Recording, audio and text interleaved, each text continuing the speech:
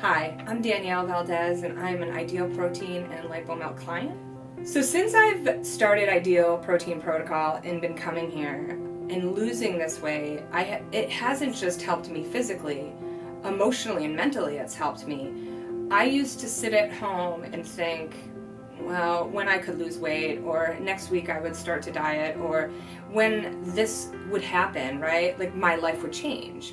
And I would get caught up in this, I don't feel well, I'm in so much pain, when will it ever end? And it affects everything part of your life. How you interact with your kids, how you interact with your spouse, how you interact with your family members. And since then, I'm so much more positive. I have so much more energy. I want to do things. I want to go, all right, boys, let's go for a hike. My dates with my husband have been going for walks. Because then we can go and have a conversation without being interrupted, and we're getting outside in the sunlight and getting our exercise and doing these things. And I find that it doesn't just change one part of your life. It changes all parts of your life. This is a lifestyle change, and it's not easy, and it's going to go on forever, and you're going to have good days and you're going to have bad days, and you're going to fight with your spouse, and it's going to suck.